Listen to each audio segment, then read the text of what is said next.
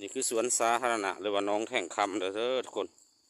พบกันอีกวันนี้กับเสาร์วันยังแล้วมื้อนี้ที่31เป็นวันสุดท้ายของเดือนพฤษภาเนาะทุกคนเนาะใครสบายดีเด้อมื้อนี้เฮาก็สิพาท่านผู้ชมมาออกกำลังกายน้ำกันเด้อบรรยากาศยามเช้าฟ้าหลังฝนพี่น้องคืนนี้ก็ฝนตก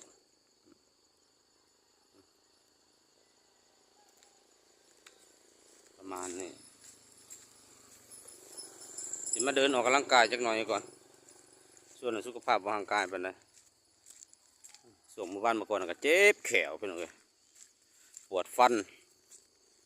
หมู่บ้านนี่มันเจ็บตาเป็นจังไดวะส่วงศาลาโอ้ยฝนตกเปียกชุ่มฉ่ำไปเลย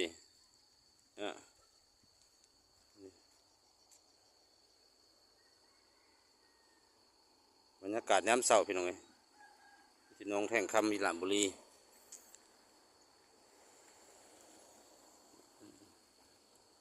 จุดนี้กับบอลลอนเคยมาวิ่งออกกำลังกายหลายๆรอบเนาะมื้อนี้ก็มีโอกาสก็เลยมาอีกวิ่งให้เหือออกจังน้อยก่อนหรือจังใดแหละเบิ่งก่อนพอเหือออกคือว่าเนาะจะบอกแล้ว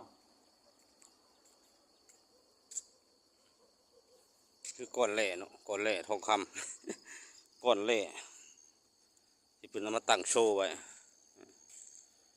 ก้อนแร่เป็นแร่ชนิดหนึ่งพี่น้องจะเป็นแร่ทองหรือแร่คำกับบุเนาะประมาณนี้เดินไปเรื่อยทางขีเหงื่อทางขีมขี้เหงื่อเอาเลยจัก2-3 รอบเพราะในยืดเส้นยืดสายก็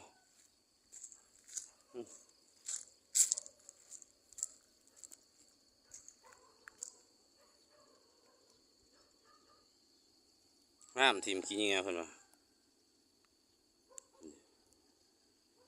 ทีมขี้เหงื่อเพิ่นว่าเนี่ยมีป้ายบ่งบอกข้างในหลังจากฝนตกกระซิบปุ่งใบเนี่ยนี่ก็ได้ต้นจำปาที่มันปลูกไว้มีดอกผมนะจำปาเมืองลาว